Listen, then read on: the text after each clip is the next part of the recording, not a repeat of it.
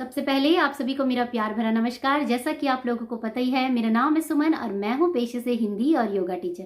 प्यारे बच्चों, जैसा कि आप लोगों को पता है कि नई शिक्षा नीति के अंतर्गत हमारे शिक्षा विभाग में काफ़ी नए बड़े बदलाव देखने को मिल रहे हैं।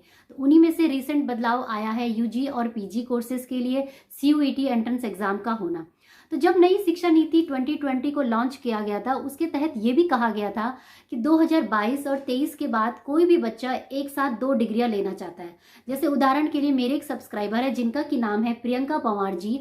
उन्होंने मुझे पूछा था कल कि मैम क्या मैं बीएड और एमएससी डिग्री एक साथ ले सकती हूँ। इसी के संदर्भ में बच्चों मैंने सोचा कि क्यों ना इसका एक डिटेल वीडियो बनाया जाए और भी बच्चों को अच्छे से समझाया जाए कि हमारी जो यूजीसी की गाइडलाइन है और नई शिक्षा नीति 2020 के तहत कैसे और किस प्रकार से आप एक साथ 2 डिग्रियों को ले सकते हैं। क्योंकि 2 डिग्रियां लेने के टाइम पे बच्चों के मुख्यतः मन में ये प्रश्न होते हैं कि क्या जो हमारी दोनों डिग्रियां हैं वो मान्य मानी जाएगी या नहीं मानी जाएगी। ऐसा तो नहीं है कि हम लेने के टाइम पे तो 2 ले रहे हैं, लेकिन एक जो होगी वो जॉब लेने के टाइम पे रद्द हो जाएगी। इसके तहत अगर कोई बच्चा एक साथ 2 डिग्रियां ले रहा है, क्या उसके खिलाफ कोई लीगल एक्शन तो नहीं हो जाएगा। तो इसी प्रकार के काफ़ी क्वेश्चंस बच्चों के मन में रहते हैं 2 डिग्रियां लेने के टाइम पे। तो बच्चों अब साफ साफ बता देती हूँ कि यूजीसी ने साफ बोला है कि कोई भी बच्चा एक साथ 2 डिग्री प्रोग्राम को परस्यू कर सकता है, बट उसकी कुछ गाइडलाइंस है। वो क्या गाइडलाइंस है, उसके लिए मैंने क्या किया, प्रॉपरली मैं लाइव प्रूफ के साथ जो यूजीसी की जो ऑफिशियल वेबसाइट है उसको विजिट किया, जो कि है ugc.ac.in। उस पर विजिट किया और उसमें मैं गई नोटिफिकेशन में। नोटिफिकेशन आया था इसका सबसे पहली बार वो आया था 13 अप्रैल को। तो चलिए बच्चों डिटेल में डिस्कस कर लेते हैं, समझ लेते हैं गाइडलाइंस को। क्या यूजीसी की गाइडलाइंस कहती है, अगर आपने इस साल 2 डिग्री कोई भी डिग्री परस्यू करनी है, आप ले सकते हैं नहीं ले सकते, किस तरीके से ले सकते हैं, कॉलेज के लिए क्या कंडीशंस है, बच्चों के लिए क्या कंडीशन है, पूरा डिटेल में समझ लेते हैं। आगे वाले वीडियो में जुड़े रहिए मेरे साथ इस वीडियो में शुरू से लेकर अंत तक। चैनल पे नए हैं तो सब्सक्राइब जरूर करके जाइएगा, टेलीग्राम चैनल को भी ज्वाइन कर लीजिए। चलिए बच्चों बढ़ाते हैं अपने वीडियो को आगे और समझते हैं डिटेल में।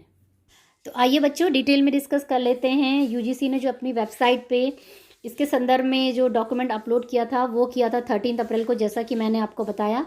इसे पूरा पढ़ लेते हैं कि क्या कहती है वो गाइडलाइंस। सबसे पहले हम बात करेंगे guidelines for pursuing 2 academic programme simultaneously. तो इसका मतलब यही होता है वो गाइडलाइंस अगर आप एक साथ 2 डिग्रियों को प्राप्त करना चाहते हैं। तो काफ़ी लंबा चौड़ा डॉक्यूमेंट है, हम पूरा नहीं पढ़ेंगे, हम केवल डिस्कस करेंगे गाइडलाइंस। ठीक है, सबसे पहले बात कर लेते हैं पॉइंट नंबर 1। पॉइंट नंबर 1 क्या कहता है, ध्यान से सुनिए बच्चों। उसमें लिखा है साफ साफ, a student can pursue 2 full time program in physical mode. Physical mode पे ध्यान दीजिए। Provided that in such cases class timings for one program do not overlap with the class timing of the other program. इसका क्या मतलब समझे बच्चों आप। इसका मतलब है कि यूजीसी कहती है कि हमें कोई दिक्कत नहीं है कि अगर कोई भी बच्चा अपनी शिक्षा को बढ़ाना चाहता है, एक साथ 2 डिग्रियां लेना चाहता है, वो भी फिजिकल मोड में। फिजिकल मोड का मतलब ये है कि अगर वो ये चाहता है कि दोनों क्लासेस वो जाए और कॉलेज में जाके लेक्चर अटेंड करे, प्रैक्टिकल अटेंड करे, दोनों डिग्रियां लेना चाहे, तो हमें कोई दिक्कत नहीं है। जैसे उदाहरण के लिए मैं बीएड भी करना चाहती हूँ और एमएससी भी करना चाहती हूँ, और मैं ये चाहती हूँ कि भाई मैं कॉलेज भी जाऊँ और कॉलेज जाके अटेंड भी करूँ, तो क्या मैं कर सकती हूँ। तो यूजीसी कहती है बिल्कुल आप कर सकते हो, कोई दिक्कत नहीं है। आप जाइए और कॉलेज में जाके अटेंड करिए अपने दोनों प्रोग्राम फिजिकल मोड में। ठीक है, फिजिकल मोड की बात हो रही है।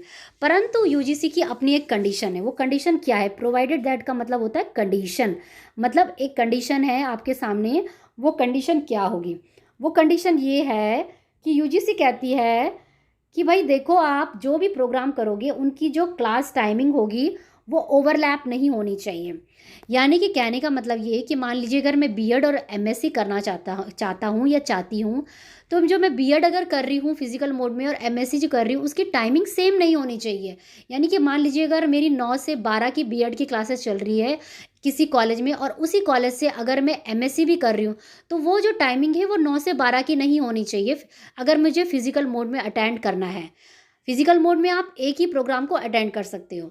तो यानी कि आपकी जो टाइमिंग्स होनी चाहिए वो अलग अलग होनी चाहिए, चाहे आप फिजिकल मोड में भी अटेंड कर रहे हो। तो मान लीजिए बीएड है, तो बीएड अब मैं 9 से 12 तक फिजिकल मोड में अटेंड कर रही हूँ सुबह की शिफ्ट में, और जो मेरी एमएससी की क्लास है फिर से मैं दोबारा कॉलेज जा रही हूँ शाम को 4 से और 6 बजे की उसमें, और उसे अटेंड करके आ रही हूँ फिजिकल मोड में, तो मतलब जा रही हूँ अपनी अटेंडेंस लगा रही हूँ, ठीक है। तो उस कंडीशन में आप कर रहे हैं।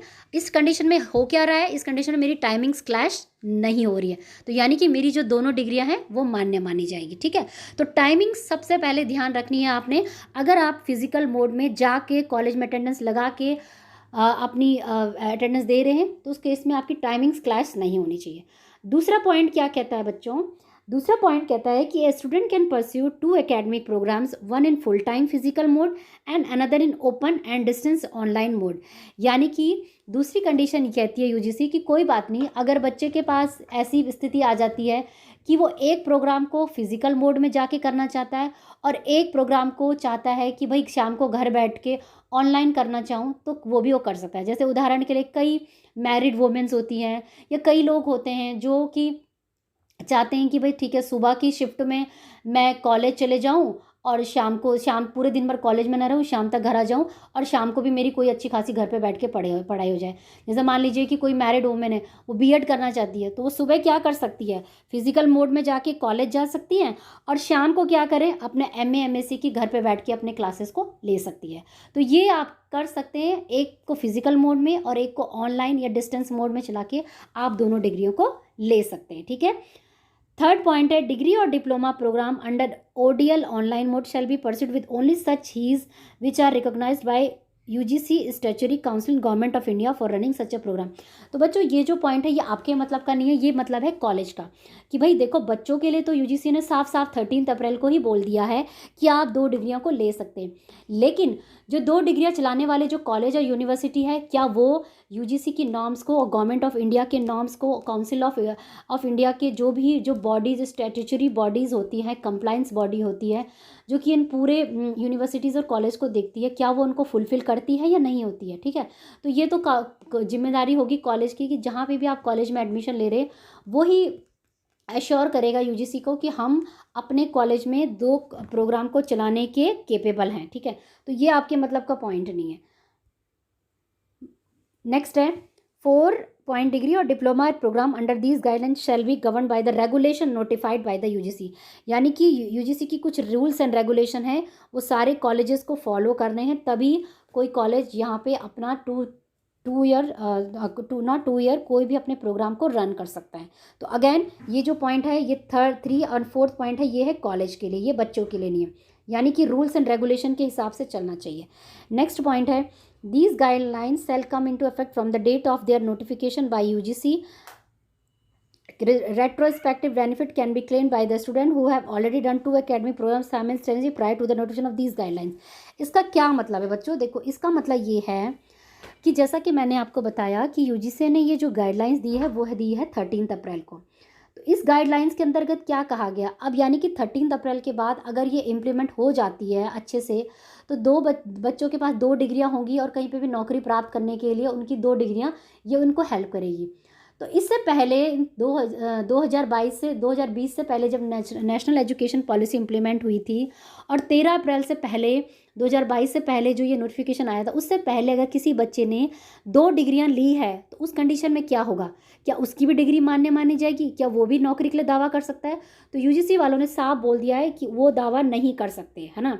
ऐसे नहीं है कि भाई मैंने 2018 में 2 डिग्रियां ले ली है और अब मैं इस नोटिफिकेशन के आधार पर बोलूँ कंपटीशन में बैठी हूँ और जो बच्चे ने 2022 में लिया उसके साथ मेरा कंपटीशन हो रहा है और मैं कहूँ कि मेरे पास भी 2 डिग्रियाँ, तो यानी कि मेरी डिग्री अमान्य मानी जाएगी इस नोटिफिकेशन के अनुसार।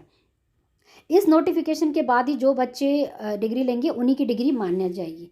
अब है बाकी जो बच्चे लेंगे इससे पहले 2020 से पहले या 2022 से पहले 13 अप्रैल से पहले जो जिन भी बच्चों की जो डिग्रियां होंगी वो अमान्य घोषित कर दी जाएगी, ठीक है। दूसरा है the above guidelines shall be applicable only to the student pursuing academic program other than PhD program। यानी कि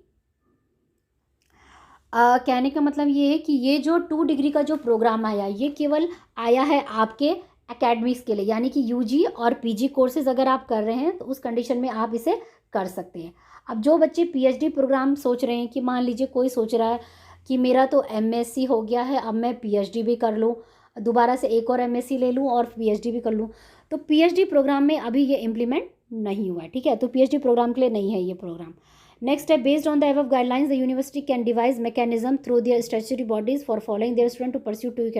तो इन्हीं गाइडलाइंस के हिसाब से वो ये कह रहा है कि जितने भी कॉलेज या यूनिवर्सिटी है उनको भी अपना गाइडलाइन सेट कर देनी चाहिए और इस प्रोग्राम को जल्द से जल्द अपने अपने कॉलेज और यूनिवर्सिटी में लॉन्च कर देना चाहिए, सो दैट कि मैक्सिमम बच्चे इसका बेनिफिट उठा सके। ठीक है बच्चों, तो प्रियंका पंवार जी, मैंने आपकी रिक्वेस्ट पे ये पूरा वीडियो बनाया है। ये पॉइंट मुझे अच्छा लगा था, बच्चों को समझाने लायक लगा था, तो उम्मीद करती हूँ आपके लिए वीडियो हेल्पफुल रहा होगा। और इस वीडियो को सुनने के और देखने के बाद भी अगर बच्चों आपका कोई भी प्रश्न है तो आप मुझे कमेंट कर सकते हैं। दूसरी बात, इसका जो पीडीएफ लिंक है वो मैं अपने टेलीग्राम चैनल पे दे दूँगी, टेलीग्राम चैनल को ज्वाइन कर लीजिए। ज़्यादा से ज़्यादा चैनल को सब्सक्राइब करिए, लाइक करिए वीडियो को और शेयर करिए, क्योंकि जब आप मेरा वीडियो लाइक, शेयर और सब्सक्राइब करते हैं ना तो मेरा वीडियो रैंक करता है। और पहली बात तो ये है कि भाई देखो, आप जब सब्सक्राइब लाइक दे रहे हो ना तो आपकी जेब से तो कुछ नहीं जा रहा है ना, एक क्लिक ही तो आपको करना है। इससे होगा क्या कि जो बच्चे इस प्रकार की न्यूज़ देख रहे हैं उन तक ये वीडियो पहुंचेगा और उनकी मदद होएगी और उनको अच्छी और एक सटीक और अच्छी जानकारी मिलेगी जो कि शिक्षा विभाग में हो रहा है। ठीक है, तो बस बच्चों यही था मेरा आज का वीडियो को देखने के लिए बहुत बहुत धन्यवाद। उम्मीद करती हूँ जानकारी हेल्पफुल रही होगी। चैनल पे बने रहिए और जुड़े रहिए। मिलेंगे मेरे कुछ नए अच्छे इंटरेस्टिंग वीडियो के साथ। तब तक के लिए आप घर पे रहिए, स्वस्थ रहिए, मस्त रहिए, पढ़ते रहिए और आगे बढ़ते रहिए, क्योंकि पढ़ेगा इंडिया तभी तो आगे बढ़ेगा इंडिया। जय हिंद, जय भारत, धन्यवाद। सत्यमेव जयते, धन्यवाद।